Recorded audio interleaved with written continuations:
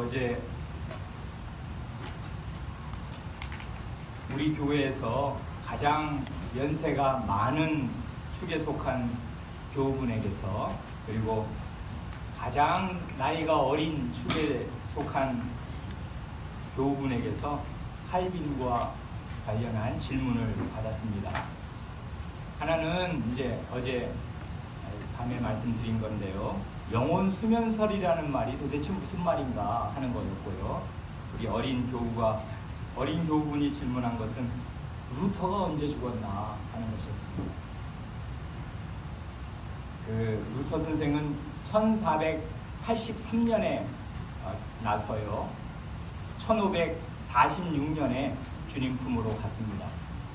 그러니까 이제 이 숫자로 빼면 63세인데 정밀하게 재면 62년 몇 개월을 살고 주님께로 갔습니다.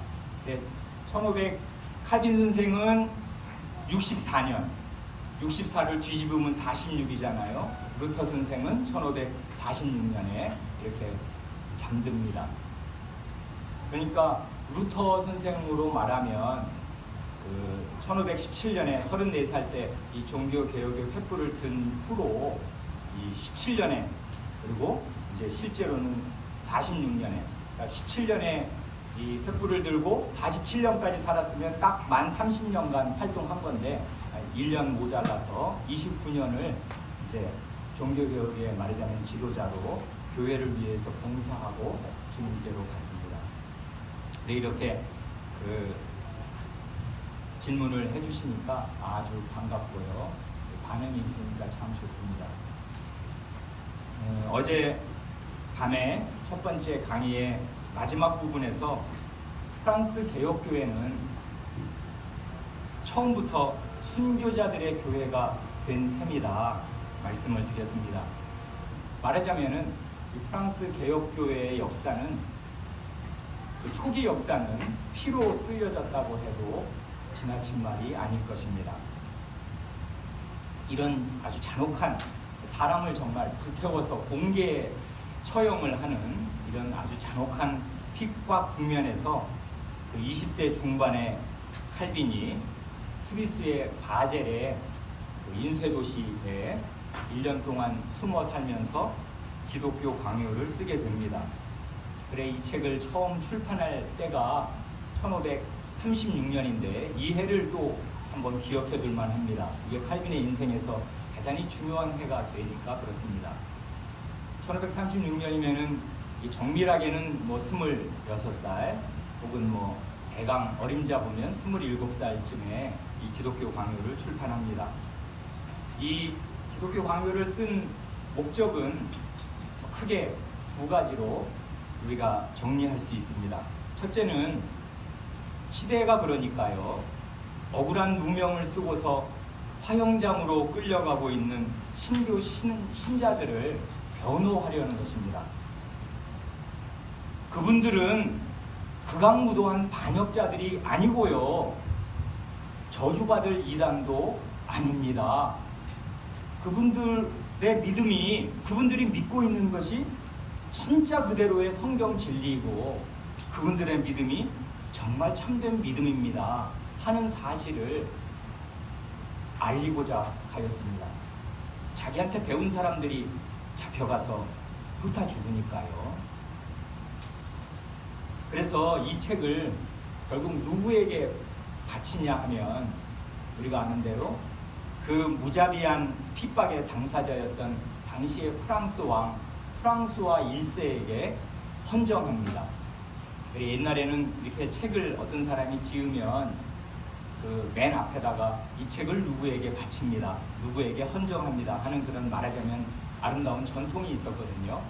그래, 어떤 주석을 펴내든지 이 책을 누구누구에게 이렇게 드린다고 그런 말들이 앞에 의례껏 써 있는데, 이 자기의 필생의 가장 중요한 저작에 속할 이 책은 아이러니하게도 신자들을 그렇게 많이 무자비하게 학살한 도살자 같은 그 왕에게 이 책을 바칩니다.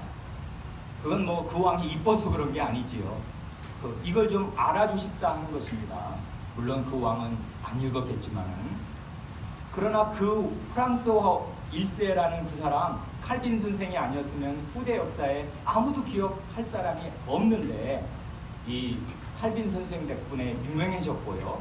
그리고 사실은 그 왕이 그 당시에 끼쳤던 영향보다 그 왕에게 바쳤던 이 책에 끼친 영향은 그 왕이 끼친 영향에 이루 비할 수가 없이 컸습니다. 그러니까 이 기독교 강요는 1차적으로 딱딱한 신학책이 아닙니다. 차가운 교리책이 아니라고요. 화영장으로 끌려가는 그 믿음의 형제들을 변호하기 위해서 쓴 책이니까요.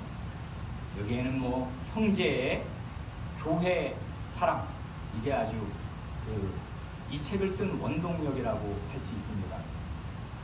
그래, 여러분들 칼빈 초상화 보셨어요? 어떤 초상화들 보면 왜 깡마른 역삼각형의 그 남자가 눈초리가 아주 맵고 눈꼬리가 쫙 이렇게 찢어져 올라간, 그거 보면은 그런 사람 옆에 가까이 가고 싶으십니까? 정 떨어지는 인상이잖아요. 이게 정말 이분이 그 본인도 내성적인 사람이고 수줍은 많이 타는 사람이고 친화력은 별로 없는 사람이었던 것 같습니다. 타고난 성격, 그리고 형성된 성격은 그렇지만은 이분 마음 속에는 이 형제에 대한 아주 깊은 사랑, 그리고 진리에 대한 사랑이 가득 있었습니다. 그래, 이게 자기 죽어가는 자기 형제들, 그리고 죽을 위험에 놓인 그런 형제들, 그때는 죽으면 전 재산 몰수되는 거예요. 이단이니까요. 저주받을 이단들은 그 재산을 다 몰수하는 것입니다. 다 잃는 것이에요. 그래, 그런 일을 막으려고 기독교의 대의, 이 믿음의 대의를 변호하려고 이 책을 썼습니다. 둘째로는 그게 기독교 강요를 쓴 목적이요, 이제 새로 신규 신자가 된 그런 신자들에게 성경의 진리가 과연 뭐냐 하는 것을 잘 알려주려는 것입니다. 이 책을 통해서. 이게 그러니까 1536년이면 이게 언제냐면 이게 바젤에서 이 책을 출판하잖아요. 그 같은 도시, 인수의 도시 바젤에서 딱 20년 전에 1516년에 최초로 헬라어 성경이, 이제 원문 성경이 에라스무스에 의해서 출판됩니다. 이 에라스무스는 당시에 최고의 말하자면 지성인입니다. 이게 말하자면 로마교 인문주의자인데요. 결국은 이 사람이 로마교로 가거든요. 네. 그런데 이 사람이 하여간 그 당시 사회, 전 유럽에 큰 영향을 끼쳤던 사람인데, 이 사람이 헬라어 성경을 이제 펴낸 지, 인수해서 출판한 지 정확히 20년이 되던 그 해에 그 도시에서 이 책을 출판한 것입니다. 또 루터 선생과 비교해서 보자면 1516년 다음이 1517년이잖아요. 종교개혁의 횃불이 올라간 그 1517년서부터 한 해 빠진 20년, 그러니까 19년이 지금 흐른 때입니다. 종교개혁이 시작되고 20년이 이제 거의 흘렀습니다. 그런 때인데, 그러니까 사람들이 예전과는 달리 이제 모국어로 혹은 지식인들은 원서로 성경을 읽기 시작합니다. 그래, 그동안 수백 년간 목말라 있었습니다.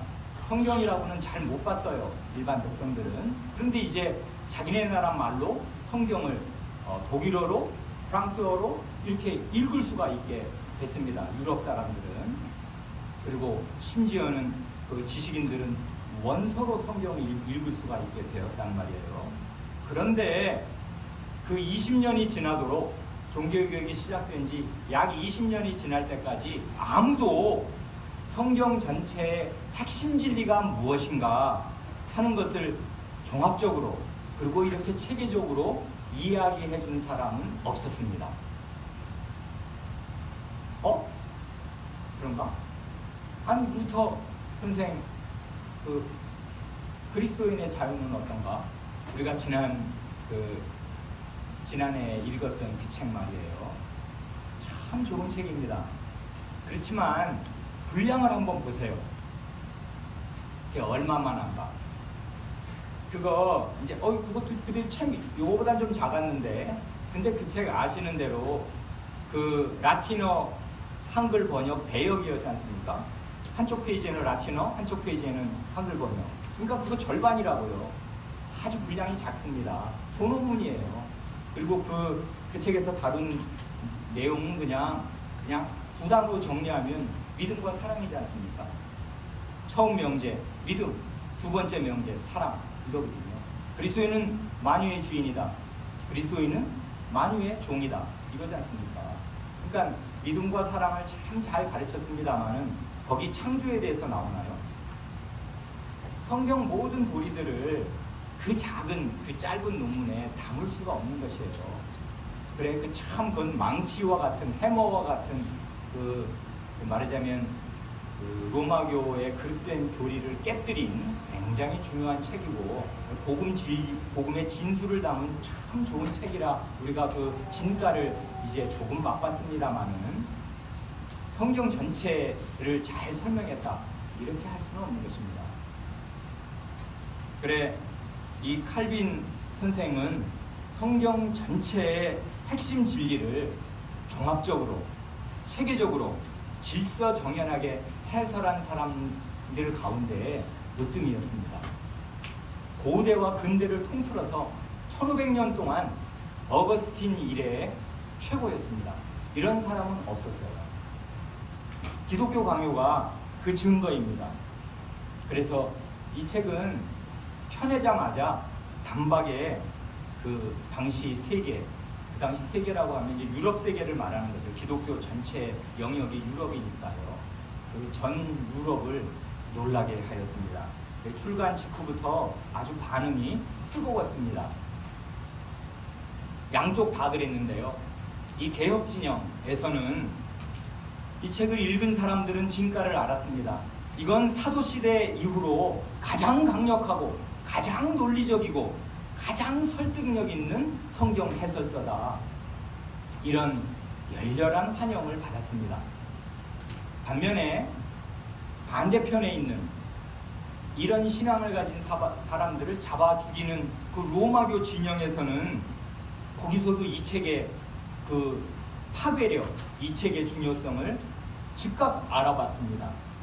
그래, 가장 위험한 책이라고 여겼습니다. 이 책이 퍼지게 하면 안 됩니다. 그래, 본족적 이 책을 불태우면서 이단의 코란이라고, 이건 탈무드라고 그렇게 불렀습니다. 이 코란이라는 말, 탈무드라는 말에 이 로마교 사람, 당시 기독교인들의 그 시각이 담겨 있는데요.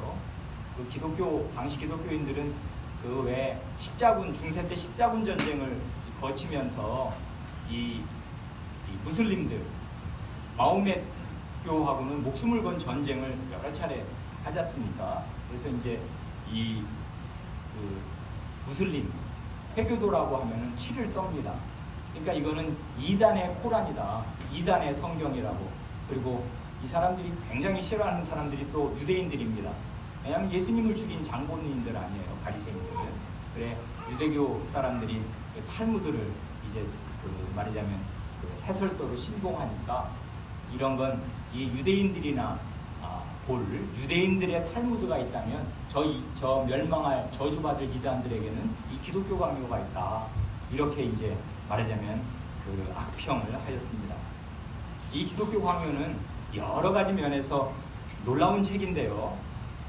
우선 26, 7살의 젊은 나이에 성경 전체를 그렇게 잘 소화해서 체계적으로 진술했다는 사실이 참 놀랍습니다. 이건 천재라고 밖에는 말할 수가 없습니다. 하나님께서 어떤 사람에게 굉장한 은사를 주신 것입니다.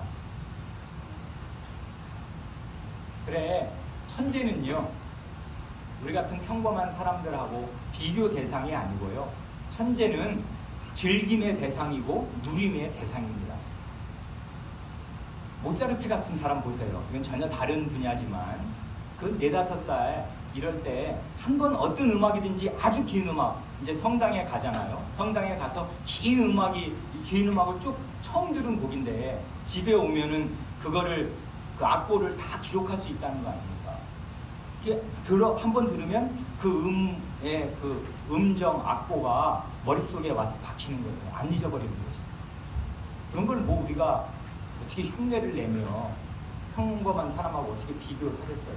하나님께서 때때로 어떤 사람에게 이 범인들 만 사람을 합쳐도 그렇게 될 수 없는 아주 비범한 재능을 주십니다. 그런 사람들 천재라고 하지 않습니까? 천재는 나는 왜 이렇게밖에 안 되지? 이렇게 나랑 비교하는 대상이 아니고요. 즐기면 됩니다. 하나님이 우리에게 주신 선물이거든요. 그냥 누리면 된다고요. 모차르트의 음악을 즐기면 되는 거지. 그래, 이 사람이 대개 한 23살쯤에, 그러니까 1532년 어간에 이 사람이 회심을 했다면, 이 36년에 내니까 그 기간이 한 1년, 이제 1년이나 뭐 몇 개월 써서 이걸 냈을 테니까 그 중간 기간이 뭐 한 3년 남짓, 길게 잡아봐야 4년도 안 되거든요. 그러니까 우리가 추측건데 회심한 1532년부터 기독교 강요를 출판한 이 36년까지 그 한 3, 4년 동안을 이 천재적인 두뇌를 가지고서 어마어마한 열심으로 성경 말씀을 공부하고 들이팠을 것입니다. 그렇게 우리는 정당하게 추정할 수가 있습니다.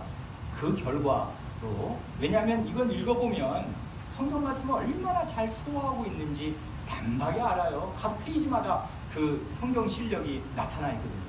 이런 건 그냥 잠자다가 받아 쓴 게 아니라고요. 자기 마음속에서, 머릿속에서 나온 것인데 그러려면 그게 쌓이는 게 있어야 되잖아요. 그게 회심하고 나서, 물론 그 전부터 로마 교도로서 어려서부터 성경을 배운 게 있었겠습니다만은 특별히 회심하고 나서 대전의 열심으로 이 하나님 말씀을 탐구하였을 것입니다. 또 한 가지 놀라운 점은, 이게 이제 26, 7살짜리가 이런 책을 출판한 것도 놀라운데, 이 책을 평생토록 보충하고 증보해서 계속 개정판을 낸 사실입니다. 이것도 좀 이례적이죠. 내가 그 젊을 때 소시적에 한번 해봤어. 그리고 왜 나이 들고 10년 지나고 나면 옛날에 하는 일은 그때는 뭐 자기가 정말 심혈을 기울여서 했는지 몰라도 우리가 왜 10년 전에 쓴 글 보면 여러분 스스로 감탄합니까?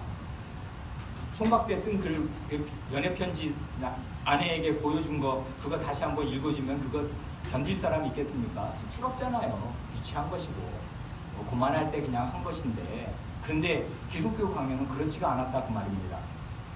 그래, 23년 뒤에 1559년에, 그러니까 나이 50세가 됐을 때 이 기독교 강요 최종판을 냅니다. 그 사이에 중요한 시기에 개정판을 계속 내다가 이 최종판을 50세 됐을 때 냅니다. 그러니까 말하자면 이 기독교 강요라는 이 책은 점점 자라가지고요, 저자와 함께 점점 더 원숙해지고 점점 더 풍성해져 간 것입니다. 책이 발전한 것이에요, 저자와 함께. 그런데 거기에서 놀라운 점이 또 한 가지 발견됩니다. 그건 뭐냐면, 초판에 비해서, 이 26, 7살 때 냈던 초판에 비해서 50살 때 냈던 이 최종판이 당연히 풍요로워진 것이 사실이지만은 본질적이고 핵심적인 면에서는 초판이나 최종판이나 달라진 것이 없더라, 그것입니다. 이게 그 연구자들이 한결같이 하는 말입니다. 그러니까 그 기독교의 핵심을 딱 붙잡은 거에서는 26, 7살 때나 50살 때나 다름이 없었더라, 그것이에요. 물론 이제 그 사이에 그 긴 기간 동안 하나님 말씀을 매일 연구했으니까 이제 거기에 달라붙은 그 성경 구절들이 더 충실해지고 분량이 초판에 비해서 4-5배로 많아집니다. 그러니까 지금 이게 이제 최종, 우리가 번역으로 보는 이 최종 모습이면요, 요게 우리 말로는 한 약 1900페이지 정도 될 겁니다. 우리말 지금 번역으로 말이에요. 1900페이지. 그런데 그 초판은 요거보다 한 4분의 1 분량, 5분의 1 분량이니까 한 400페이지 정도 되었을 것으로 추정됩니다. 400페이지 분량이면은 굉장한 거죠. 상당한 양이 됩니다. 그래 초판은 모두 6장, 6챕터로 되어 있는데요. 나중에 요 최종판을 낼 때는 6장이 80장으로 늘어납니다. 이 80장을 4권으로 1, 2, 3, 4권으로 말하자면 크게 덩어리를 나누어서 4권 80장으로 냅니다. 그런데 초판은 그 6장이 어떤 내용이냐면 이 사람이 기독교가 뭐냐, 성경 전체가 뭐냐, 이걸 내가 어떻게 정리할까, 이렇게 정리합니다. 십계명, 사도신경, 주님께서 가르치신 기도, 세례와 성찬, 그리스도인의 자유, 교회의 정치와 치리, 요런 4개의 제목으로 요 초판을 구성한다고요. 이게 이 사람이 이해한 성경의 핵심이었습니다. 말하자면. 근데 앞에 말을 3가지를 들으면 십계명, 사도신경, 주님께서 가르치신 기도, 이거 어디서 많이 본 새 축 아니에요? 하이델베르크 요리문답이 사도신경, 십계명, 주님께서 가르치신 기도, 요 3바퀴로 예전에는 여러분 어린 사람들은 3륜차 못 보셨죠? 예전에는 바퀴 3개짜리 차가 있었어요. 앞바퀴 하나, 뒷바퀴 2개 이렇게. 그 3바퀴로 가는 차가 예전에 굴러다녔는데요. 정말로 3륜차. 말하자면은 요리문답은 요 3륜차입니다. 사도신경, 십계명, 주님께서 가르치신 기도. 그러니까 칼빈 스승이 기독교 강요에서 후대에 올 요리문답서에 말하자면 표준을 제시한 셈이 됩니다. 성경의 핵심을 알려면 이 3가지를 놓치면 안 돼요.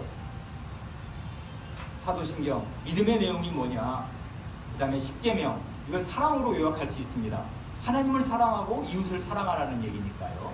그 다음에 주님 가르치신 기도, 이건 믿음, 사랑, 소망으로 요약되기도 하는데요. 요 3가지로 말하자면 성경을 요약한 것입니다. 처음에는. 그런데 이제 이것들이 이제 점점 불어나서 여기 살을 더 많이 붙여서 나중에 80장으로 내게 됩니다. 그래서 최종 요번에 이제 구성을 좀 바꾸거든요. 중간중간에 이게 더 좋을까 저게 더 좋을까 하면서 고심고심 끝에 큰 구조를 바꾸는데 마지막 구조는 이렇게 된 것입니다. 여기 이게 이제 1, 2, 3, 4권을 다 합쳐서 요만한 분량으로 냈는데요. 4권으로 펴내면서 어떻게 내기로 이분이 그 마음의 구도를 짜냐 하면 전통적인 사도신경의 순서를 따라서 이 책을 구성하기로 마음을 먹습니다. 사도신경의 구조라 하면 뭘 말하는 것입니까? 사도신경이 뭐에 대한 고백이에요? 어린 사람들 대답할 수 있습니까? 사도신경이 뭐를 차례를 따라서 신앙을 고백해요? 성부, 성자, 성신 3위 하나님을 고백하는 고백이 사도신경 아닙니까?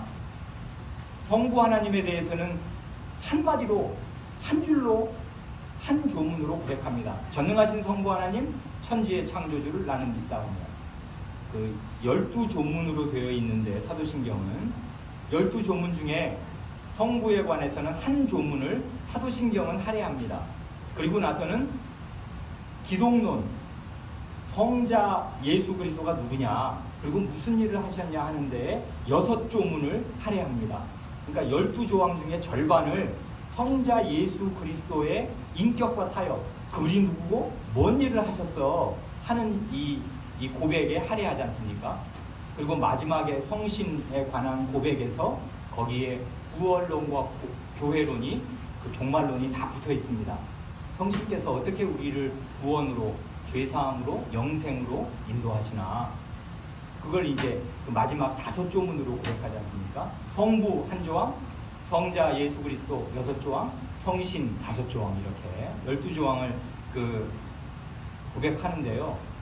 그런데 이 책을 보면 이 책의 그 분량을 보면 한 가지 놀라운 점이 있습니다.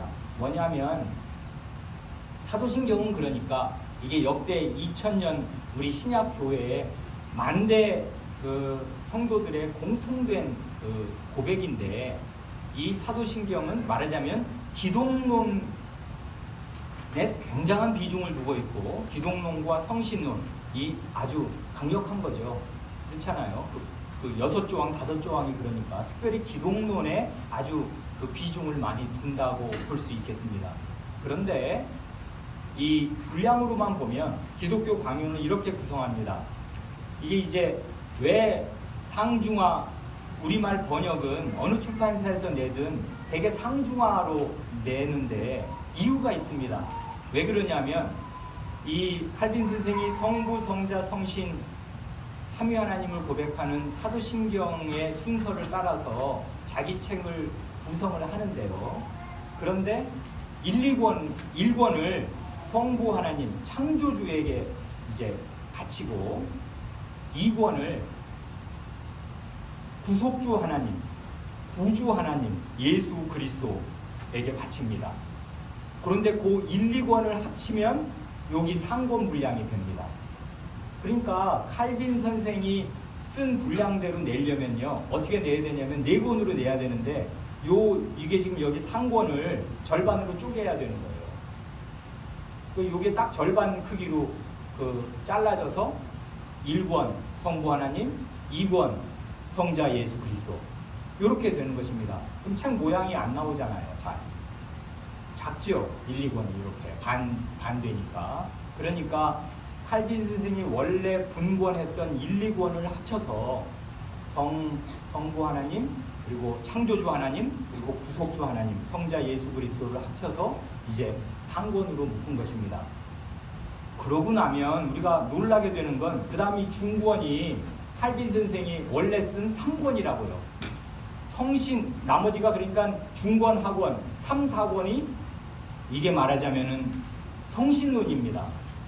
그리고 여기에 구원론, 교회론이 붙어 있는데 3권은 전부 뭘 얘기하냐면 성신 하나님이 예수 그리스도의 구원을 우리에게 어떤 식으로 베풀어 주시나 그걸 얘기하고요.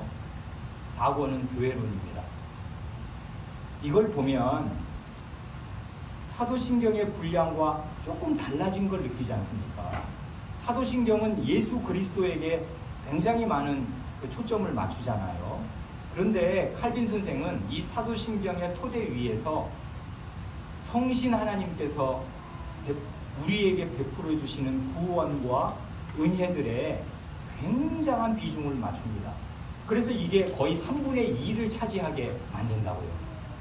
그러니까 칼빈 선생은 우리 하나님과 예수 그리스도로 말미암아 우리에게 오는 그 은혜들, 그게 뭐냐, 그것을 이 하나님의 백성들에게 전해 주는데 주력한 것입니다.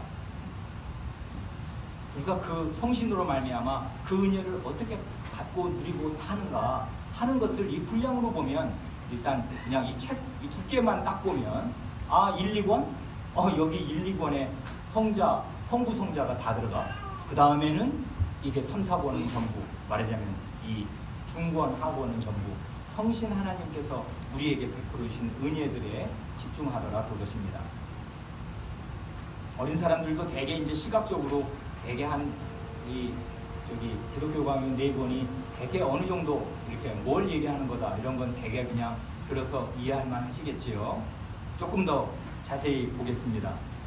제1권, 이게 한 절반쯤 되는 요 제1권은 이제 창조주 하나님에 대한 그 내용이니까 말하자면 이걸 이제 딱딱한 말로 하면 신론이라고 말할 수 있습니다. 하나님이 누구시냐 이건데 창조주시죠. 그래서 하나님의 창조와 섭리를 다룹니다. 그런데 원래 사람이 타락하기 전에는 이 창조주 하나님을 알 수가 있었어요. 아담, 하와 타락 전에. 충분히 알 수 있었습니다. 그런데 사람이 죄로 말미암아 어두워졌기 때문에 이 자연을 봐서, 오늘 우리가 찬송을 아까 주 하나님 지으신 모든 세계 했지만, 모든 사람이 자연에 나가면 하나님을 아냐하면 안 된다고요. 그것은. 그래서 죄로 말미암아 타락한 이후에는 하나님, 창조주 하나님을 인식하고 제대로 아는 데에도, 하나님의 창조와 섭리를 아는 데에도 반드시 성경 말씀이 필요하게 됩니다. 그래서 여기 성경에 대한, 창조주 하나님에 대한 이 내용을 가르칠 때 성경이 뭐냐 그걸 가르친다고요.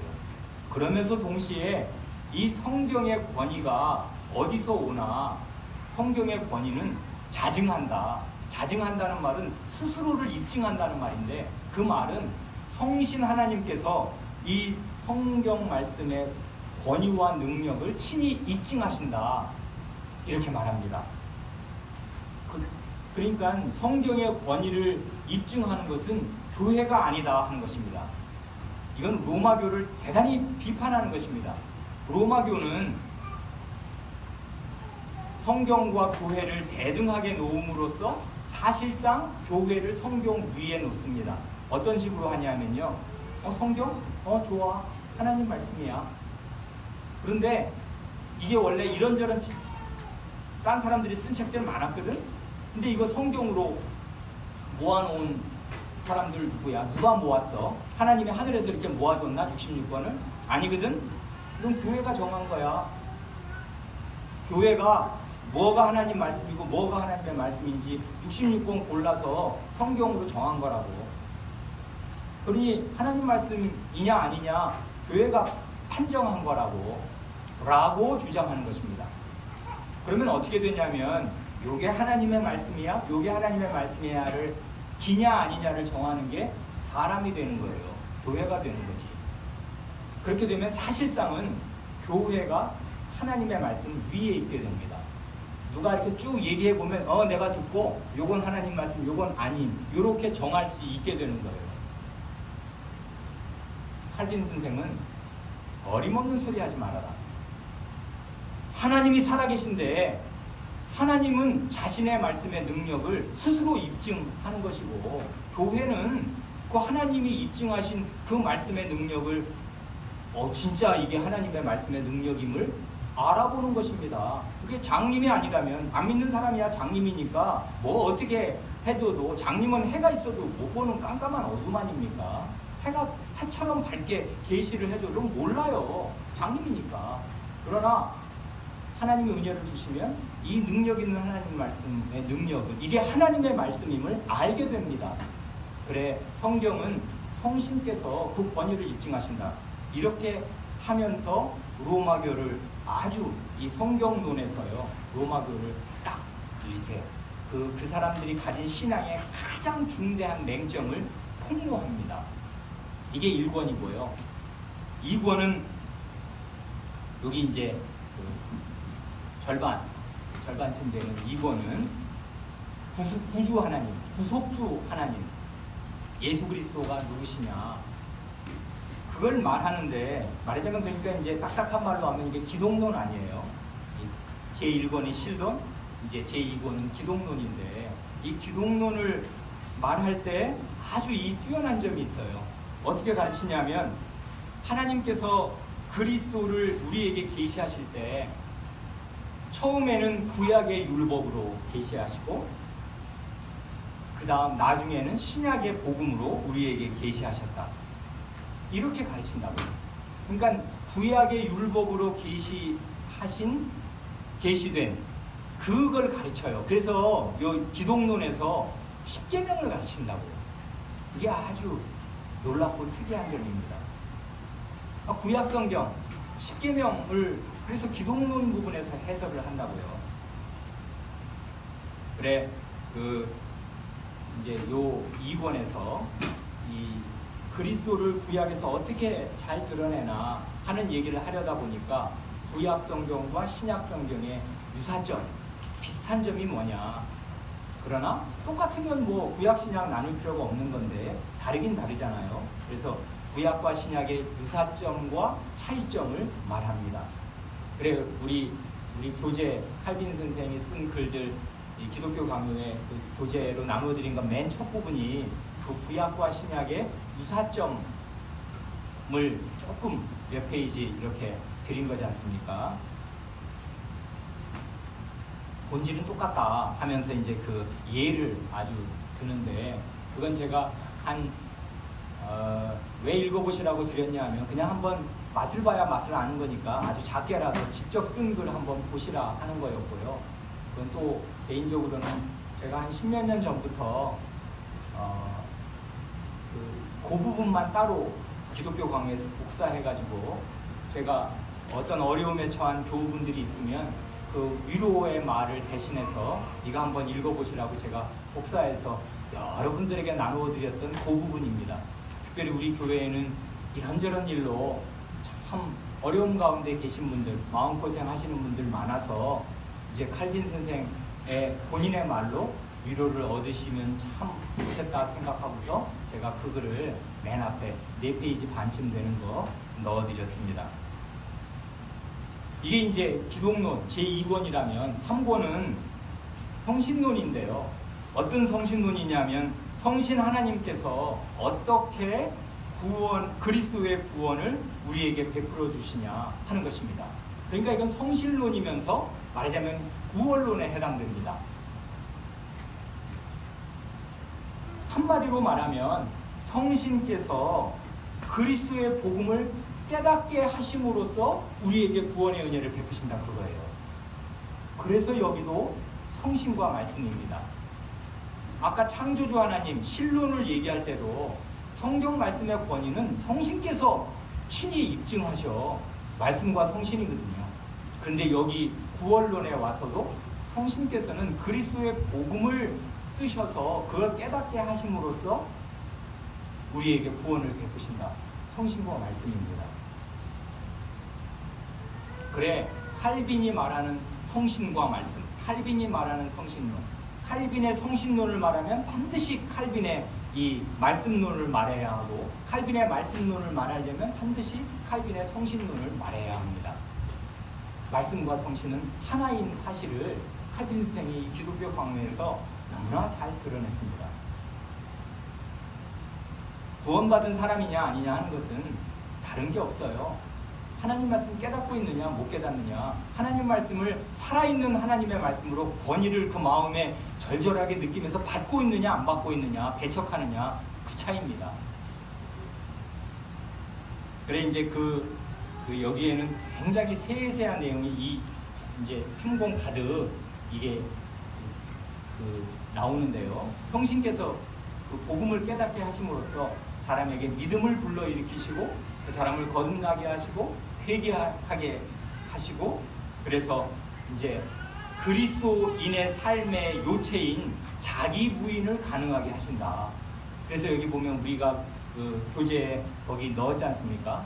그리스도인의 삶의 핵심이 뭐냐? 믿음으로 자기를 부인하는 것입니다. 죄된 자기, 그 옛사람의 그 구습이 남아 있지 않습니까? 그래 그 발췌문 드린 게 그건데요. 이런 걸 아주 잘 가르쳤어요. 그래 그 자기 부인을 그리스도인의 삶의 요체로 제시하는 것은 참 놀라운 거죠. 이런 걸 깨달은 사람으로서 이 사람은 평생 자기를 부인하고 산 것 같습니다. 그리고 이렇게 사는 게 성경 말씀의 핵심이고 도리라고, 구원받은 사람의 갈 길이라고 우리에게 알려줍니다. 그러면서 마지막에 여기 3권 뒷부분에서 믿음의 최상의, 그러니까 믿음은 어떻게 발휘되는 거냐면 자기 부인으로 나타나는 거고요. 그러니까 자기를 부인 안 하는 사람은 성신께서 주신 믿음으로 살지 않는 거예요. 그리고 믿음의 최상의 실천은 뭐냐면 기도입니다.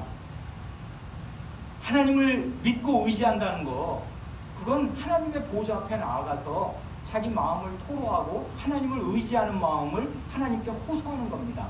이게 믿음 있는 사람의, 그러니까 칼빈은요, 이 책이 이게 딱딱한 신학책이 아니라요, 이게 말하자면 경건서적이에요. 믿음이 있어? 자기를 부인하고 사는 거지. 믿음이 있어? 하나님께 기도하는 사람이지. 기도 안 해? 밥 먹을 때만 기도해? 믿음 없는 사람이지 사실상은. 그래서 여기 요 3권에서 구원론을 가르치면서 주님 가르치신 기도를 가르친다고요. 믿음의 최상의 실천으로서의 기도니까 이 기도를 가르칠 때 기도의 제일 모범이 주님 가르치신 기도잖아요. 그래서 주님 가르치신 기도를 쭉 해설합니다. 굉장히 정연한 논리가 이 사람 마음속에 흐르는 것입니다. 그러면서 이제 그 책 아주 모든 부면에서 로마 교회 그 그릇된 교리들을 격파합니다. 이 사람들은 믿음이 아니라 행위와 믿음을 이렇게 반반 섞어놓거든요. 아 좋아, 하나님 믿어야, 예수님 믿어야 구원받지. 그걸 누가 모른대. 나도 기독교인인데. 그러나 사람이 선행을 해야지. 하나님이 주신 게 있고 나도 거기에 보태야지. 신인 협력설 일종의 반 세미 펠라기우스주의, 이런 로마교의 그 교리가 선행에 힘쓰므로써 하나님의 구원을 스스로 말하자면 이루는 이런 사람의 인본주의적인 교리를 이 참된 믿음의 교리로 격파합니다. 이게 3권이고요. 4권이 이게 이제 놀라운데 이게 분량이 꽤 되지 않습니까? 이 4권이. 4권 전체는 성신께서 우리를, 아까는 성신께서 우리에게 그리스도의 은혜를 베푸신다, 구원의 은혜를 베푸신다 이거라면 4권은 성신께서 우리를 그리스도의 교회로 인도하신다 이것입니다. 4권 전체는 교회론이에요. 그러니까. 그리고 그 교회 안에서 어떻게 우리에게 실제로 은혜를 베푸시는가 하면서 성례를 말합니다. 세례와 성찬으로 우리에게 구원의 은혜를 말하자면 계속 새롭게 베푸십니다. 그러니까 칼빈 선생이 정말 이 분량으로 볼 때 힘주어서 말한 건 이거지 않습니까? 성신께서 우리를 그리스도에게로 인도하시고, 3권 성신께서 우리를 그리스도의 교회로 인도하신다 이것입니다. 그리스도에게로, 그리스도의 교회에게로. 이건 사실상 하나예요. 왜냐하면 그리스도에게로 인도한다 할 때 그리스도는 하늘에 계시거든요. 지금 어디로, 하늘로 우리를 성신이 데려가신다는 말이에요. 그게 아니고 그리스도의 몸이, 그 살아계신 그리스도의 몸이 이 땅에 있어요. 교회로. 그래 실제로는 교회로 인도하시는 것입니다.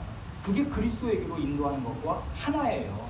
그러니까 사실상 기독론과 교회론, 구원론과 교회론은 붙어 있어요.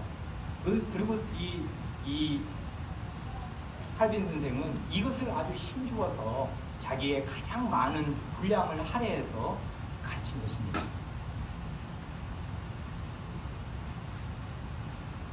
이제 이 기독교 강요를 이제 보니까 이 기독교 강요와 관련된 제 개인적인 이야기, 이게 좀 칼빈 선생의 후회답지 않은 일이기도 한데요. 칼빈 선생은 자기 이야기를 하지 않습니다. 거의 하지 않아요. 그리고 이 사람의 회심에 대해서는 정말 이게 비밀입니다. 그런데 여러분 그 두 번째 큰 글이 그 칼빈 선생의 시편 주석 서문 아니 있습니까? 그게 굉장히 이례적인 그 글이 돼요. 칼빈으로 볼 때는. 거기 보면 그 시편 주석을 내면서 주석 서문을 고만한 분량으로 우리 책으로, 우리 지금 교재로 한 A4 용지 한 열 몇 페이지 되지 않습니까? 이 서문을 쓰는데 거기에 자기 개인 얘기를 한다고요. 이건 칼빈으로 볼 때는 이건 굉장히 이례적인 일입니다. 자기 회심 이야기를 잠깐 하고요. 또 자기가 기독교 강요를 쓰게 된 일들, 또 자기가 얼마나 이 목회하느라고 그 형편없는 사람들, 반대자들 때문에 어떤 어려움을 겪었나 그 얘기를 합니다. 그건 하소연을 하려고 하는 게 아니라요. 사실은 뭘 얘기하려고 한 거냐면은 자기가 왜 시편을 잘 이해하게 됐는가 그 얘기를 하는 거예요. 자기가 이렇게 교회에서 이 무시를 받고 왕따를 받고 비인간적인 이 대우를 받으면서 마음고생을 죽어라고 하는 동안에 똑같은 구약교회에서 그런 왕따가 되고 마음고생을 죽어라고 했던 다윗이 이해되더라 그것입니다. 그래 다윗의 심정을 자기가 잘 이해하게 되어서 이 시편은 대부분은 다윗의 시편 아닙니까? 그래서 다윗의 심정을 내가 잘 이해하게 되었다. 그 얘기를 하려고. 그래서 내가 나한테 이게 큰 위로가 되었는데 여러분들에게도 이 위로가 되기를 바란다. 고통 많은 여러분들에게 이 시편의 시들이 굉장한 위로를 줄 거다. 내가 이 시편 때문에 위로를 받았거든. 다윗과 자기를 비추어 보면서. 그래서 그 얘기를 하느라고 자기 얘기를 조금 하는데 이게 이제 그래서 이제 한번 읽어보시라 이제 거기다가 넣어드렸습니다. 그러니 칼빈 선생의 후예라면, 특히 목사라면 자기 얘기를 할 것이 없습니다. 강설 시간에 자기 얘기를 할 이유가 없어요. 자기라는 게 죄인이지 뭐 아무것도 아닌데 하나님의 말씀을 전하는 시간에 자기가 뭐라고 그 티끌만도 못한 자기 얘기를 한단 말이에요. 그런데 이건 뭐 강설이 아니고 우린 지금 휴가로 온 거지 않습니까? 휴가니까 제가 조금 편한 마음으로 요 기독교 강의에 관해서 한두 가지 제 개인 얘기를 말씀드리고 싶습니다. 제가 기독교 강의를 한 서너 차례 읽은 것 같습니다. 그런데 돌이켜보니까 거의 대부분 목사님과 함께 목사님의 지도로 읽었습니다. 그게 저한테는 큰 복이 됐습니다. 30대 때, 아마 30대 후반쯤에 이제 정병길 목사님 얼굴 다 보셨지요? 그 목사님의 인도로 아마 청년들이, 제가 그 정확한 내역은 모르는데 제가 지방 살다가 이제 서울로 올라왔거든요. 이제 올라오니까 이제 교회 그 모임이, 기독교 강요 모임이 있어서 참석을 했는데, 아마 청년들이 목사님 그 바쁜데, 목사님이 목사에게 토요일이 제일 바쁜 날인데 이제 그 기독교 강요를 좀 가르쳐 주시라고 아마 청원을 한 것 같습니다. 그러니까 그 바쁜 목사가 청년들이 아니 이 하나님 말씀을 더 잘 배우겠다고 이 중요한 책을 가르쳐 달라고 하니까 그러마 해서 아마 격주로 2주에 한 번씩 그 모이라 해서 목사님이 이제 지정을 했습니다. 여기서부터 여기까지 몇 챕터 읽어오라고. 그렇게 읽어온 걸 전제로 해서 그 다음부터 한 2-3시간 정도 이제 토요일날 온 사람들 아마 한 20여 명 됐을 것 같은데 강의를 했습니다. 그래 이제 한 2-3시간 동안 미리 읽어가고 이제 받아 적고, 그렇게 해서 이제 어쨌든 전체 다는 아닌 것 같고 상당 부분을 이제 읽었습니다. 목사님의 지도로. 그 다음이 저에게는 아주 뜻깊은 일이었는데, 그 다음 이제 고 최낙재 목사님, 돌아가신 최낙재 목사님한테 또 어떤 이제 계기가 돼서 교회의 교인들이 목사님 이 기독교 강요를 읽었으면 좋겠다고 목사님의 지도로. 그런데 목사님이 응하셨습니다. 그랬는데 이분이 아주 특이한 분이었어요. 어떻게 이 모임을 토요일에 1시간씩, 토요일날 한 10시인가 오전에 예배당으로 오라고 해서 원하는 사람은 오는 것입니다. 그 청년들이 아마 청원을 했겠지만은 청년 남녀노소 상관이 없이 누구나 원하면 오는 건데, 하루에 한 12페이지씩 한 글자도 안 빼놓고 여기 이렇게 20몇 명 모이면 돌아가면서 한 문단씩 실제로 읽는 것입니다. 그 1시간 동안. 맨 처음 목사님 기도하고 그 다음에 한 단락 읽으면 거기서 그냥 하실 말씀이 없으면 넘어가고, 하실 말씀이 있으면은 그 문단에서 중요한 내용이 뭐다, 이런 건 꼭 생각해야 된다 하는 말씀을 이제 알려주시고, 그러고 나서 그 다음 단락 또 읽고, 이런 식으로 정말 1시간에 한 10몇 페이지를 소리내어서 읽는 방식으로 1900페이지를 다 읽었습니다. 그러니까 그게 다 이렇게 해보니까 167번을 모였더라고요. 3년 조금 넘게 한 10몇 페이지씩 1900페이지를 읽어야 되니까, 그래서 3년 넘게 매주 그렇게 읽었습니다. 그러니까 제가 167번 중에 한 번을 빠졌습니다. 개근을 못했어요. 이게 참 송구스러운데, 목사님이 나중에 후반기에는 이게 중증 환자가 되어서 산소호흡기를 코에다 꽂고 자가호흡이 안 됐거든요. 자가호흡을 하는데 그게 너무 부족하니까 이제 산소통을 옆에 갖다 놓고 산소호흡기를 코에다가 꽂고서 이제 생활을 하셨는데 그 몸으로 이제 토요일 날 와서 돌아가시기 얼마 직전인 분이 이제 같이 읽는 것입니다. 그러니 뭐 그런 시간에 빠지면 안 되는데 와 우리 이제 처가에 혼인이 있다고 익산에 내려가야 된다네요. 그러니 제가 사위인데 그 집 첫 결혼인데 야 이거 어떡하지 하다가 이제 가느라고 그날 하루를 빠졌습니다. 그래서 저는 이제 그때가 아마 출판사 직원으로 일할 때였는가 그런데 이게 거의 한 10년 전쯤 됩니다.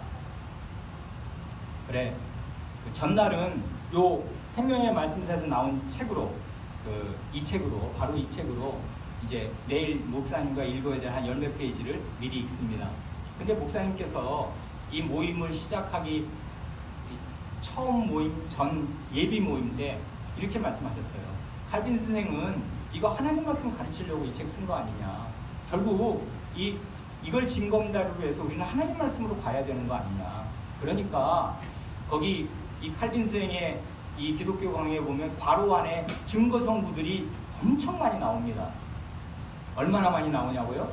여러분 제가 첫 번에 드린 이 글 있지 않습니까? 이거 여기 구약과 신약의 통일성 그걸 가르치는 그 4페이지 반에 증거성구 괄호 안에 몇 개 있는 줄 아십니까? 50개쯤 나옵니다. 한 페이지에 그러니까 10몇 개씩 나오는 거예요. 몇 줄에 하나씩 괄호 안에 성경 구절이 나오는 것입니다. 그래서 목사님의 주문이 뭐였냐면 괄호 안에 나온 성경 구절들을 다 찾아 읽고 와라 그렇게 주문하셨습니다. 그래서 저는 이제 내일 토요일 날 아침에는 목사님 배우러 가야 되니까 금요일 날 저녁에는 저녁밥 먹고 나서 거기 있는 증거 성구들을 하나도 빼놓지 않고 다 성경 펴놓고 찾아가면서 읽으면서 한 줄 한 줄 읽었습니다. 그리고 이제 가서 그 다음 날 가서는 이 번역 말고 여러분이 나중에 기독교 강요 이제 이 칼빈 읽고 나면 관심 생기신 분은 이 생명의 말씀사 거 말고 제가 이렇게 발췌해 드린 거 크리스찬 다이제스트에서 나온 원광현 목사 번역으로 읽으시는 게 좋습니다. 이건 너무 옛날 책이라요. 각각의 장단점이 있긴 한데 전체적으로 봤을 때는 월등히 크리스찬 다이제스트에서 나온 원광현 목사님 번역이 좋습니다. 그 책으로 읽으실 분들은 그 책을 사서 읽으시면 좋겠습니다. 그래 그렇게 증거성구 나온 나중에 하도 이 성경책하고 이걸 찾아야 되니까 말이에요. 이 신구약을 막 찾아야 되니까 이 증거성구만 싹 다 뽑아가지고 그냥 이렇게 일목요연하게 해놓은 그런 자료집 있으면 얼마나 좋을까. 그러면 이제 요거 읽다가 요거 읽고 그 다음에 요거 읽고 이렇게 바로바로 읽으면 되는데 이거 성경을 뒤져야 되니까 말이에요. 그런 생각도 들었는데 어쨌든 그렇게 읽으면서 제 느낌을 그냥 딱 한마디로 요약하면은 아주 지독한 부끄러움을 느꼈습니다. 전 그때 이거 다 읽었을 때가 44살인가 그때쯤 됐는데 10년 전쯤 되니까요. 그때까지 교회를 엄마 뱃속에서부터 44년을 다닌 거라고요. 그리고 우리 어렸을 때는요 성경 많이 읽혔습니다. 그리고 여러분들은 이해 안 가겠지만 주일학교에서 분기별로 시험을 봤어요. 정말 그랬습니다. 저 어렸을 때는. 분반 공부를 하고요. 성경 공부 4분기마다 한 번씩 시험을 봐서 연말에 시상을 했다고요. 그러니까 그동안 배운 거, 석 달치 배운 거 그날은 가서 시험 보는 날입니다. 실제로 교회가 이렇게 가르쳤어요. 과거에 저 어렸을 때 초등학교 때는 말이에요. 그래서 그런 시험 다 보고 그 다음에 방학 때 같은 때는 무슨 이렇게 성경 암송대회 이런 거 있지 않습니까? 그래 마태복음 5, 6, 7장 산상본 이런 거 웬만한 사람 다 외우는 것입니다. 그럴 때는 다 외워요. 방학 동안에 100번 읽으면 외워지거든요. 그래 그렇게 해서 나름 교회를 열심히 다녔는데 이 책을 한번 보세요. 한 20페이지만 보세요. 이런 성경이 있었나? 아모스서에 이런 말이 있었나? 근데 이런 뜻으로 썼었나? 그걸 어떻게 갖다가 쓰지? 그게 책을 쓴다는 얘기는 베끼는 게 아니고요.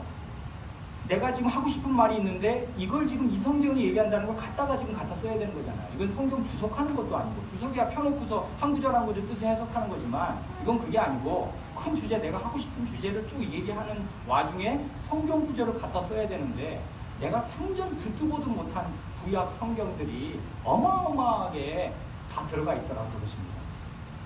그래서 아니 이 사람은 그때는 우리는 요즘에 왜 성경 프로그램들 많이 있지 않습니까? 단어 치면 쫙 나와요. 그러니까 컴퓨터가 있으니까 색인이 있고 그러니까 뭐 그런 건 하려면 하는 건데 그때는 500년 전인데 컴퓨터가 있어요. 색인이 있어요. 뭐가 있어요. 그냥 맨 성경밖에 없는 것인데 아니 이걸 어떻게 알지? 그리고 어떻게 이걸 소화해서 자기가 쓴 글에다가 그 성경, 내가 생전 그런 성경 구절이 있는지도 없는지도 몰랐던 그 무수한 성경들을 어떻게 이렇게 갖다가 쓰지? 성경 나는 정말 아무것도 모르는구나 그걸 알았습니다. 제가 성경을 모른다는 사실을 알았어요. 그러니까 사람은 임자를 만나야 돼요. 자기가 그러니까 시골 사람이 제일 무서운 거 아닙니까? 옛날 시골 무식한 사람들. 근데 그냥 조금 아는 것이 전부예요. 그래서 그 사람들이 제일 원래 주장하는 것은 신문에서 봤다. 옛날에 9시 뉴스에 나왔다. 이거지 않습니까? 본 게 그거예요. 그게 권위야 최고. 신문에서 봤다. 9시 뉴스에 나왔다. 이런 거. 그런데 이게 임자를 만나서 제대로 성경을 가르치는 선생을 딱 만나면 아는 것입니다. 나는 백치구나. 아무것도 모르는구나. 성경을 정말 모르는구나. 알아야 되는데 500년 전 사람도 이렇게 알고 사는데 이 젊은 사람이 그런데 정말 성경을 모르는구나 하는 걸 제가 알았습니다. 그래 그 소크라테스가 너 자신을 알아라 그럴 때 뭘 알라는 말입니까? 너의 무지를 알라 그 말입니다. 무지의 지를 말한 거예요. 너 자신을 알라는 말은 네가 그렇게 무식하다는 걸 알아라 그 말입니다. 그 공자도 비슷한 말 했어요. 지지위지지 부지 시지 아니라. 아는 것을 안다고 그러고 모르는 것을 모른다고 하는 거 이게 진짜 아는 거다. 그것입니다. 우리는 성경 압니까? 몰라요. 모른다고요. 그래 제가 기독교 강요를 읽으면서 칼빈 선생 앞에서 참 성경을 내가 모른다는 사실을 알았습니다. 그러고 나서 이제 이걸 그러니까 말하자면 저는 최 목사님의 인도를 받으면서 이제 시차를 두고서 금요일 날 한 번, 토요일 날 한 번, 2번 읽은 셈이죠 말하자면. 그 전에 정 목사님이랑 한 번 있고 이렇게 이제 기독교 경영을 3번 읽은 상태로 그 이듬해 말하자면 신학교에 들어갔습니다. 2010년에 신학교에 들어가니까 여기 이제 신학 원서 강독 시간이 있어요. 신학교에. 그래서 이제 한 학기는 기독교 강요를 원서 강독 시간이니까 영어를 읽혀요. 근데 이제 수업 시간에 읽는 양은 아주 작으니까요. 이제 영어로 읽는 분량은 적고 나머지 분량은 번역본 다 나와 있으니까 이만큼 읽어와라. 그래서 이제 매 시간 시험을 봅니다. 괄호 넣기가 나와요. 이러면 아주 사람이 이제 바짝 마르는 거지. 아니 도대체 이 몇십 페이지 중에 어떤 문장에 괄호 넣기가 나올지 어떻게 아냐는 말이에요. 그러니까 이제 스트레스 받아가면서 그 다음부터는 이제 도대체 뭐가 나올까 하면서 이제 뚫어지게 본 것입니다. 그러느라고 다 읽은 건 아닌데 그때 이제 그러느라고 이렇게 읽었습니다. 그래 나중에 언젠가 우리 주님께서 기회를 주신다면은 원하시는 교우분들과 함께 이 기독교 강요를 찬찬히 이렇게 강독할 수 있는 그런 날이 오기를 바랍니다. 제가 은퇴하면 아마 그렇게 할 수 있을 겁니다. 그런 날이 빨리 오기를 바랍니다. 그런데요, 이 기독교 강요의 가치와 이걸 쓴 그 인물의 가치, 중요성을 제대로 알아본 사람이 있었습니다.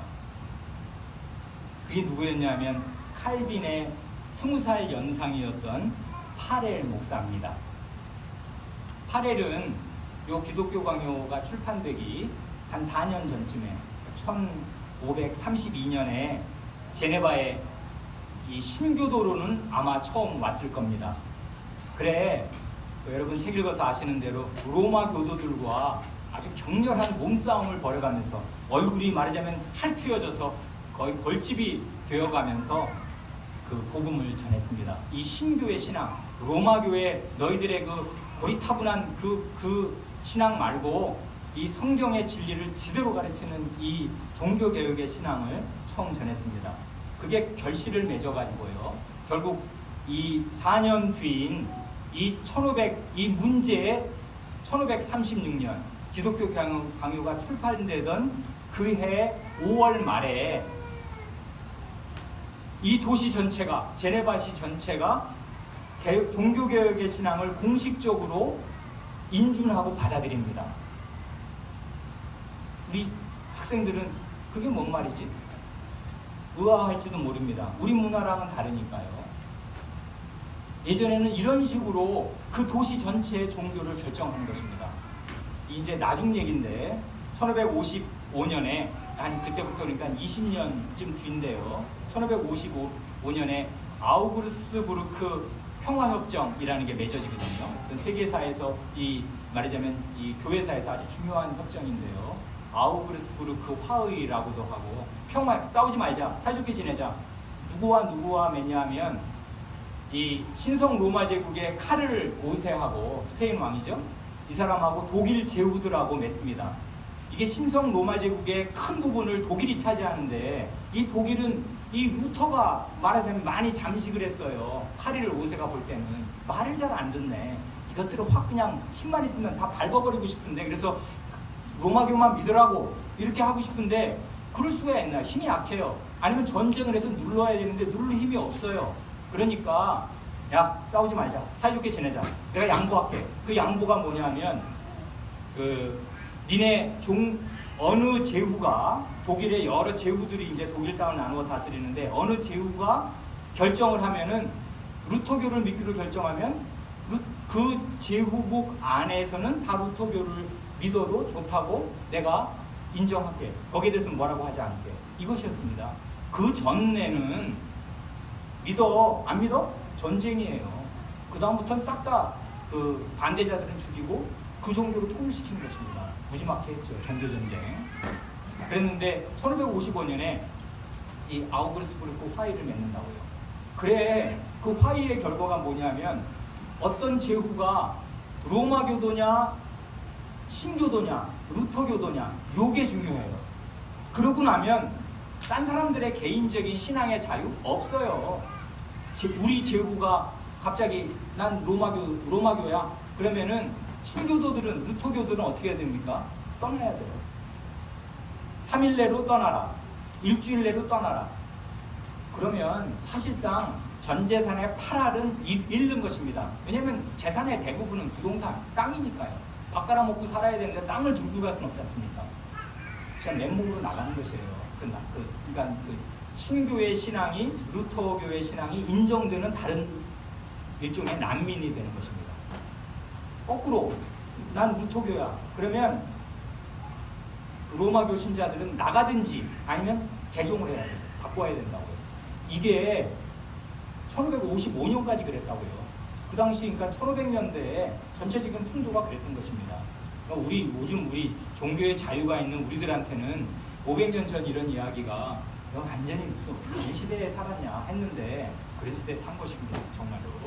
그래 지금 이 사람들이요 투표를 하고 해서 총회 결정으로 우리 제네바시 전체는요 이게 한 12,000명 되는데요. 우리들은 다 이제 이 루터가 가르친 이 개혁신앙으로 우리의 신앙을 삼는다.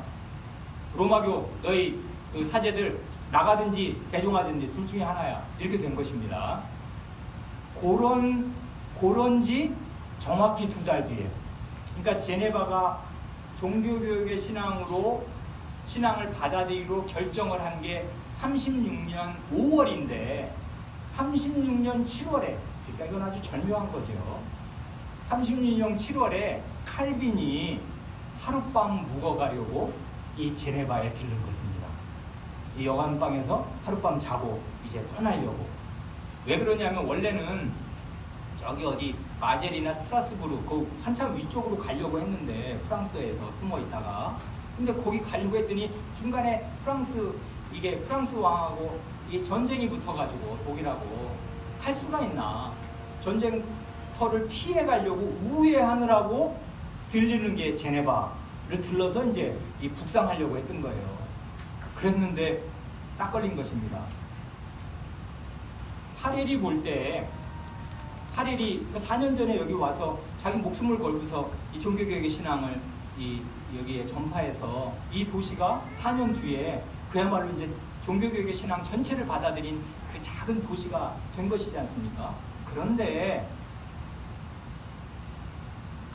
자기가 적들과 이 로마 교도들과 육탄전을 벌이면서 로마교를 두들겨 부순 일은 자기가 할 수가 있었지만은 성경 말씀을 아주 체계 있게 잘 가르쳐서 이 개혁의 교회, 그러나 대부분은 무지한 이 무지한 회중을 아주 성경 말씀의 도리로 든든하게 세우는 일이나 이 방탕한 도시를 이 매춘이 합법화, 거긴 매춘이 합법화된 도시였습니다. 이 도박과 매춘이 가득한 이런 이 방탕한 이 도시를 질서 있게 유지하는 일은 나의 이 그릇으로는 안 된다 하는 걸 본인이 알았습니다. 누가 이 일을 할 수 있을까? 근데 그 전에 기독교 강요가 나온 것이에요. 그래 이게 읽어보니 이런 책을 쓸 만큼 성경 진리를 해박하게 알고 있는, 이런 질서정연하게 알고 있는 이런 사람이 뽑아서 가르쳐 줘야 되겠다. 이 사람이 생각한 것입니다. 그래 칼빈이 그날 밤 그 여인숙에 머문다는 정보를 듣고서 이 사람이 들이닥쳐서 권유를 합니다. 불같이 권유합니다. 그런데 칼빈은 이제 27 아니에요. 극력 사양합니다. 알았고요. 알겠는데요. 저는요, 나이가 어리고요. 목사님은 47이시지만 저는 27 아닙니까? 제가 뭘 알아요? 경험? 목회 경험? 없어요. 그리고 이 험한 사나운 사람들 저 감당 안 됩니다. 저는 굉장히 소심한 사람이고요.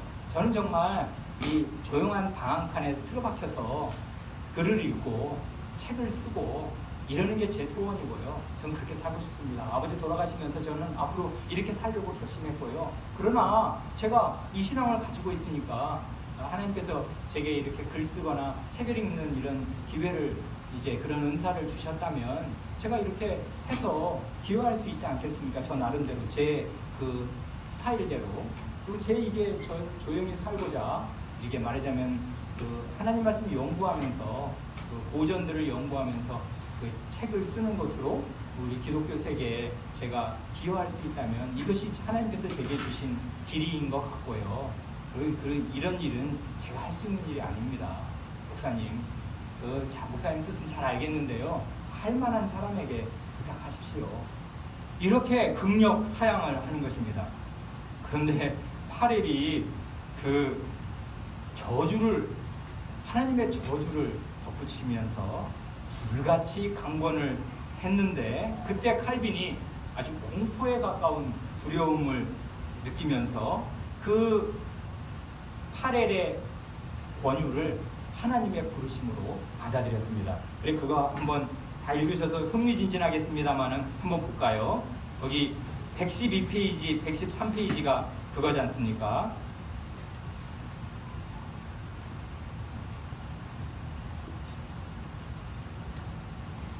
(112페이지) 보시면 거기 막 이제 핏대 올리는, 손 들고서 막 이제 핏대 올리는 사람이 나오네요.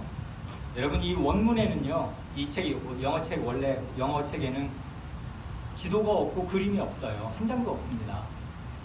이거 출판사에서 제가 찾아서 넣은 것이에요. 당연히 그린 게 아니고요. 다른 데서 구해서 비슷비슷한 관련 내용을 이해하시도록 넣은 것입니다. 특별히 지도요. 지도가 없으면 그냥 이 지명들이 다 무의미해지잖아요. 근데 지도를 한 번만 보면, 제네바를 보고 그 위에 있는 베른 칸톤을 보면 제네바가 베른 칸톤에 비해서 얼마나 수십 분의 1인 진짜 깨알만한 곳인가를 그냥 단박에 알게 돼요. 그렇게 알아야 베른의 그 고음의 무게를 알게 되지요. 그래서 이 지도가 꼭 필요하다 해서 찾아서 만들어 넣은 것입니다. 여기 112쪽 여기 위에서 세 번째 줄 보면 그때 녹음기가 있었겠어요, 뭐겠어요. 대강 이제 사람의 기억에 의존해서 이렇게 이제 재구성하면 이렇게 되는 것입니다. 파렐이 불같이 권유합니다. 전능하신 하나님의 이름으로 당신에게 선언하겠는데 고작 연구를 핑계로 내세워 우리를 도와서 이 하나님의 일을 하지 않는다면은 하나님께서 당신을 저주하실 것이요 당신이 그리스도의 영예보다 당신 자신의 영예를 구하고 있기 때문이에요.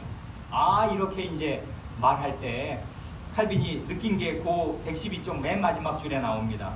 마치 하나님께서 나를 제지하시려고 하늘에서 그 전능한 손으로 누르시는 것 같이 느꼈습니다. 큰 두려움에 사로잡혀서 모든 여행 일정을 중단했습니다. 기욤 파렐 목사님은 나를 제네바에 머물도록 붙들었습니다. 이래서 이 사람이 제네바의 사람이 된 것입니다.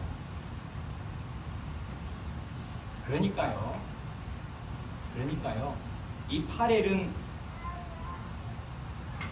제네바에 가장 좋은 선물 2가지를 안겨준 은인 중에 은인입니다. 그래 지금 제네바 거기 공원에 가면 4사람의 동상이 쫙 서 있는데 첫 사람이 파렐입니다. 파렐, 칼빈, 베자, 그다음 또 한 사람 누구더라? 거기 나와 있어요. 사진에.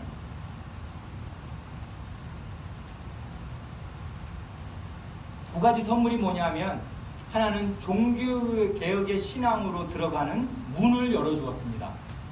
이게 개혁신앙이다 하는 것을 이 무지했던 완고했던 제네바 사람들에게 처음 알려준 사람이고요. 또 하나의 기막힌 선물은 칼빈입니다. 파렐이 없었으면 칼빈은 제네바의 사람이 되지 못했을 겁니다. 이 파렐은 정말 제네바의 은인입니다. 제네바가 잊을 수 없는. 이 파렐하고 칼빈은 나이도 다르고요. 정확히 20살 연상입니다. 파렐이 27, 47 이때 처음 만납니다. 성격도 정반대고요. 한 사람은 불덩어리고요.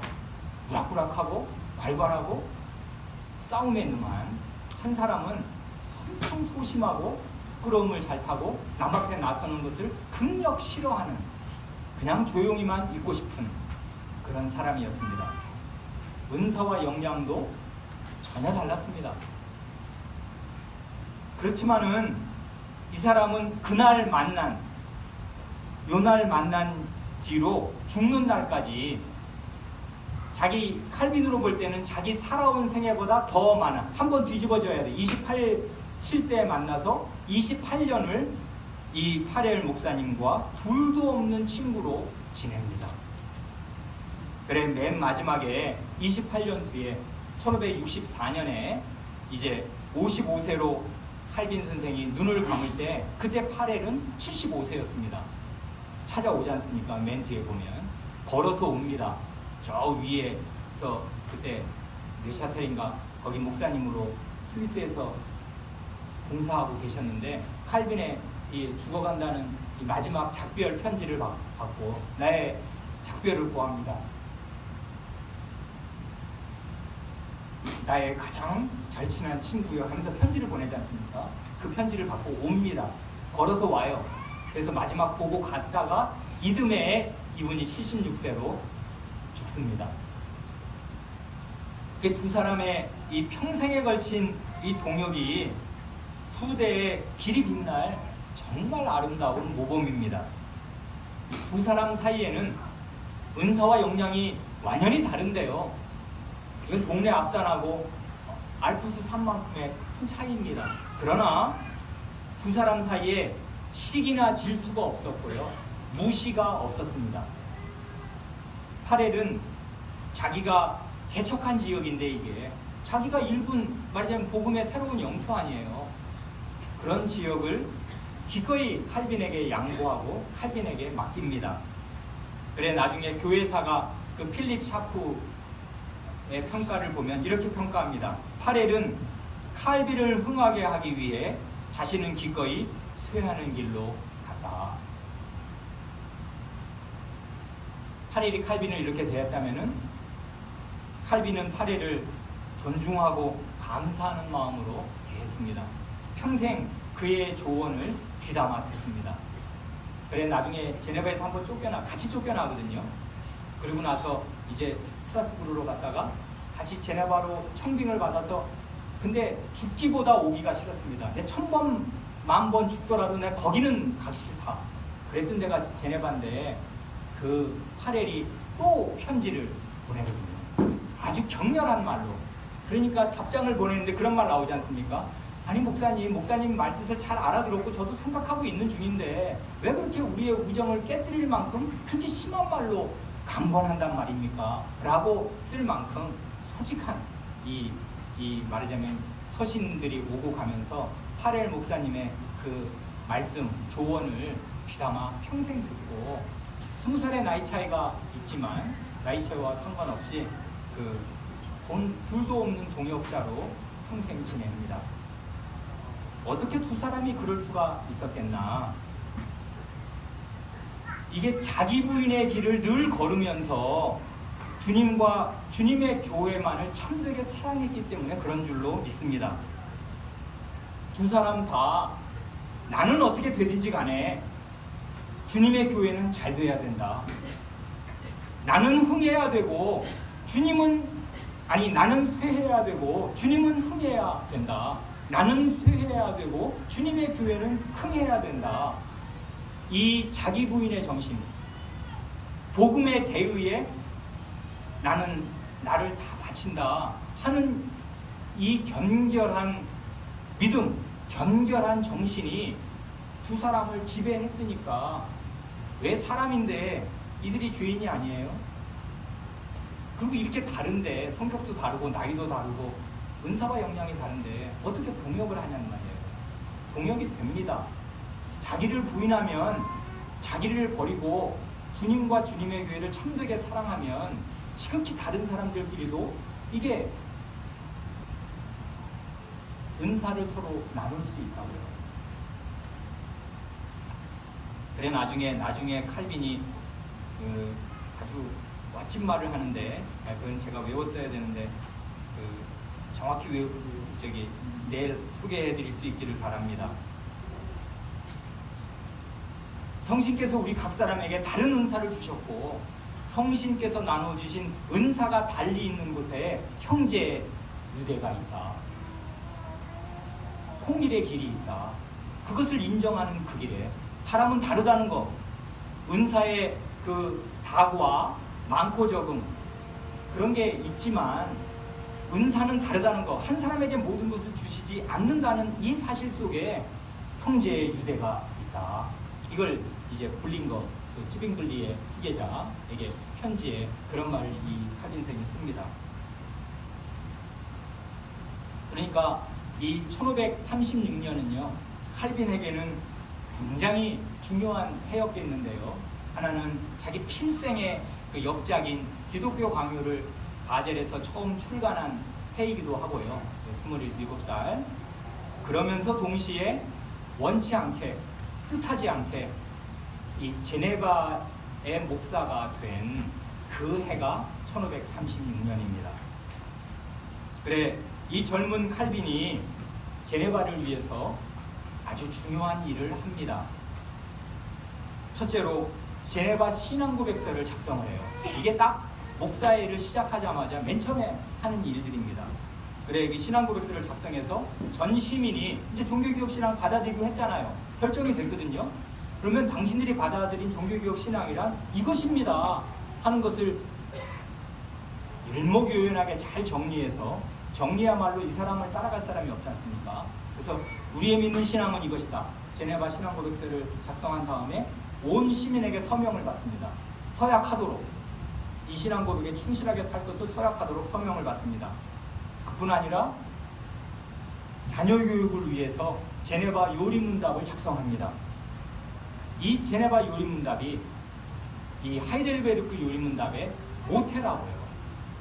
이 제네바 요리문답으로 공부했던 그 올레비아누스가 이 나중에 제네바 이 대학에 와서 이 신앙고백으로 공부했던 사람이 돌아가서 이 프리드리 3세의 주문을 받고 독일 하이델베르크에서 자기가 칼빈 선생에게 배웠던 거 이걸 기초로 해서, 그리고 또 우르시누스는 그 멜라누톤에게 그 루터 선생의 요리문답을 배운 거를 그걸 마음에 품고 그걸 기초로 해서 양대 요리문답의 장점을 잘 흡수해서, 그러니까 루터교와 이 칼빈 선생의 가르침, 이 두 큰 종교교육의 거봉들, 이 두 사람의 그 가르침을 잘 흡수해서 종교개혁의 그 엑기스로서 우리가 오늘도 즐기는 그 하이델베르크 요리문답을 작성하게 된 것입니다.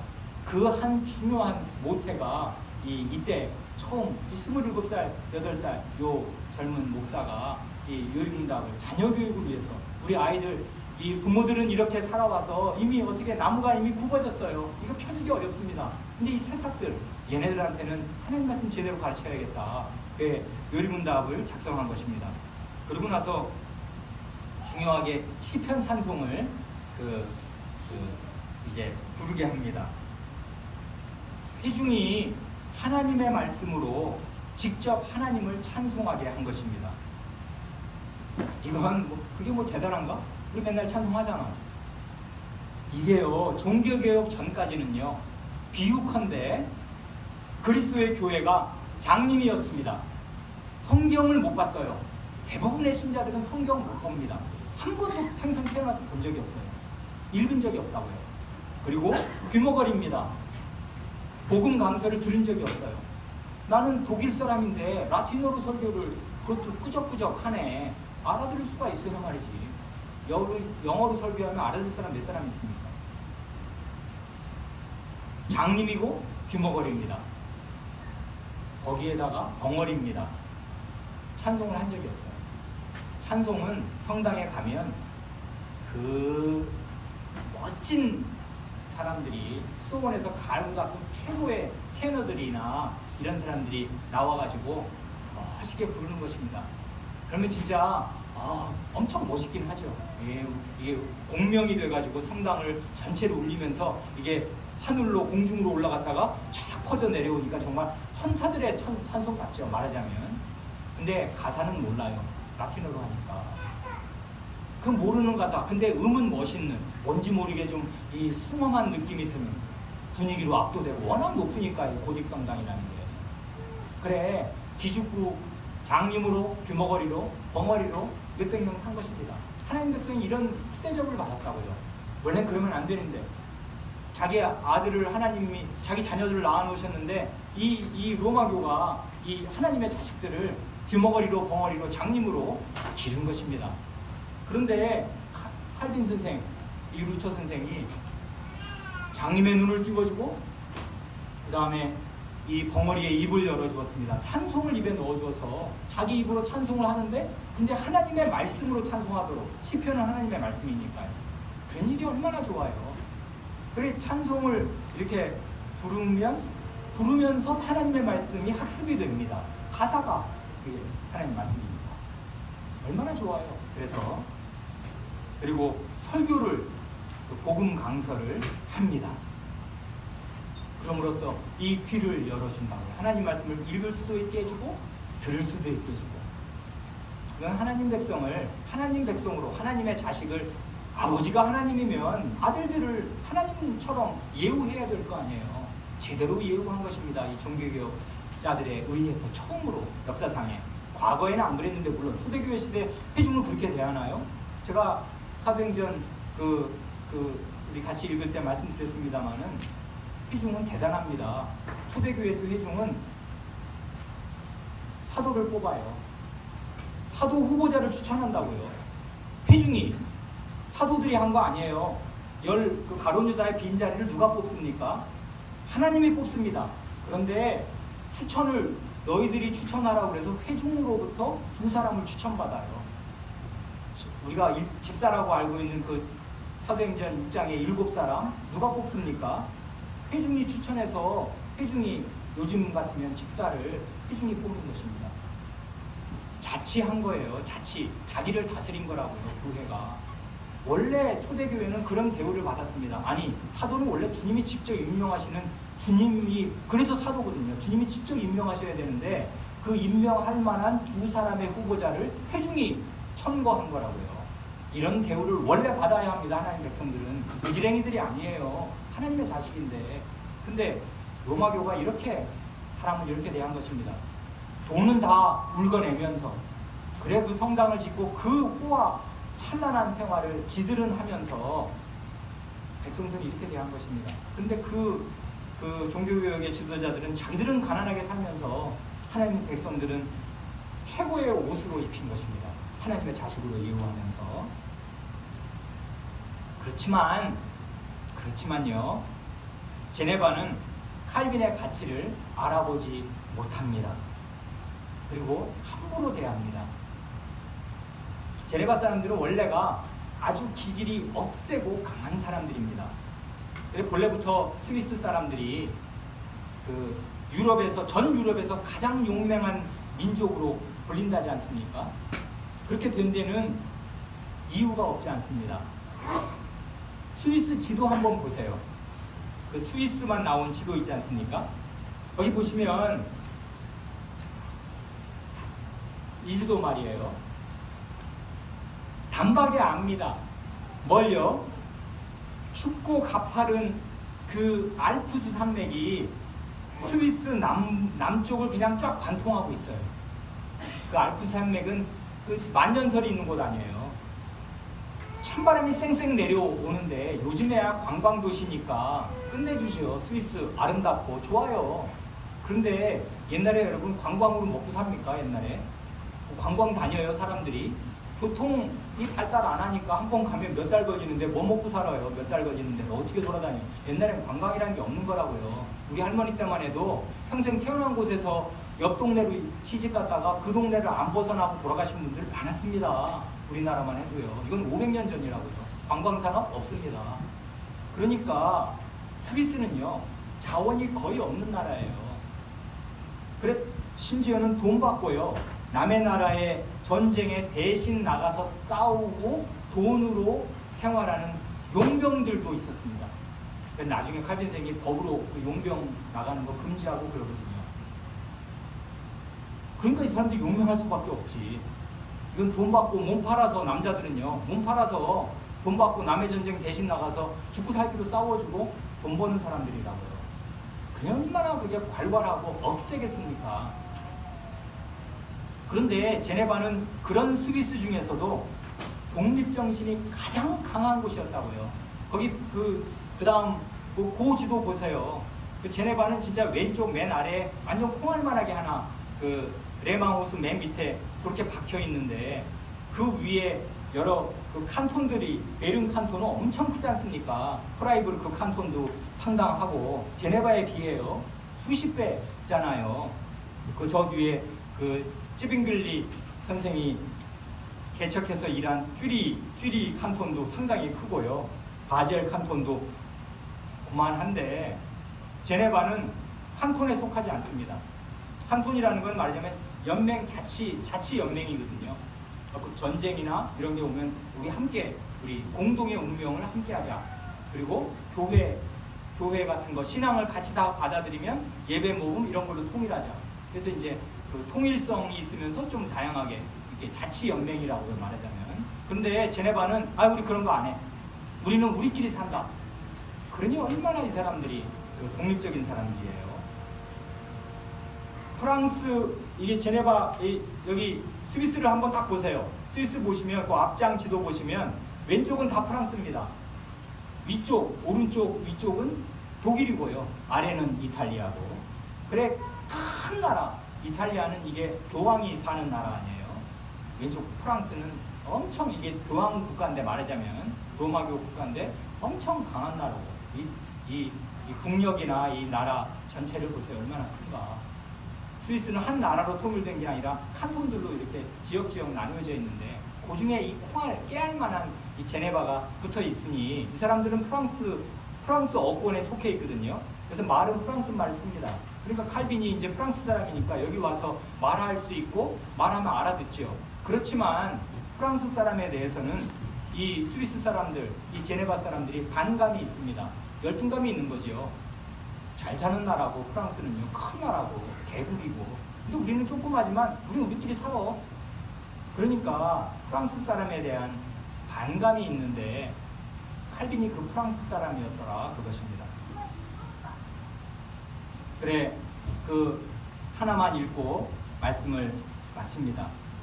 이 사람 존 칼빈 보면 거기 가슴 아픈 얘기 나오지 않습니까? 141쪽, 144쪽, 314쪽 이런 데를 보면 제가 그냥 한번 읽어드릴게요. 칼빈이 그 3년 동안 제네바에서 사역하면서 받은 대우, 반대자들이 얼굴에 침을 뱉기도 하고 야유를 하고 주먹과 막대기를 휘두르고 밤에는 집 문을, 칼빈이 자고 있는 집 문을 발로 걷어차고 창문 아래서 총을 40-50발씩 쏘기도 하고 상스러운 노래를 들으라고 부르기도 하고, 강설 중에서 강설을 하고 있는데 반대자들이 일어나서 칼을 휘두르기도 하고, 이런 일을 당할 때 칼빈의 나이가 28입니다.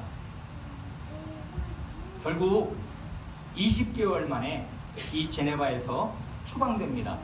그러니까 1536년 7월에 그 여관방에서 제네방 체류가 이제 결정된 뒤로 그 36년 7월에 와서 38년 4월에, 그러니까 6, 7, 8 횟수로는 3년인데요. 개월수를 따지면은 만으로 20개월입니다. 만 2년이 안 돼요. 첫 제네바 체류는 흔히 3년이라고 말합니다. 그건 횟수로 딱 20개월 만에 이제 말하자면 추방이 됩니다. 칼빈, 파렐, 프롤 목사님, 이 프롤 목사님은 거의 이제 박해를 당해서 눈이 안 보이게 되는데 나중에 독살되지 않습니까? 이런 시대라고요. 목사를 독살하는 시대. 로마교도든지 누구든지 간에. 그래, 결국 이 첫 사역은 야심차게 중요한 일들을 했습니다마는, 신앙고백서, 요리문답, 시편찬송 등등의 일을 했습니다마는 결과적으로는 실패였습니다. 그래, 주님께서 맡기신 사역에 실패한 일에 대해서 기뻐할 수는 없겠습니다마는 개인적으로는 순전히 칼빈 개인으로만 본다면 이건 견디기 힘든 모욕으로부터의 해방이었습니다. 그래, 마음속으로는 이제 됐다. 내가 최선을 다했는데 이건 중과 무적이고 이건 도저히 어떻게 안 되는 일이니까, 그리고 내가 나가고 싶어서 나간 것도 아니고 시의회가 너희들 나가 이렇게 해서 내가 추방당했으니 주님께서도 나를 이 일로는 내가 부족했지만 책망하지 않으실 것이고, 나는 더 이상 내 이 원래 스타일에 맞지 않는 이런 부당하고 이런 모욕적인 대우를 더 이상 안 받아도 되겠구나 하고서 안도하면서 말하자면 추방을 당했습니다. 이 시간에는 조금 시간이 갔는데 여기까지만 말씀드리겠습니다. 같이 기도하겠습니다.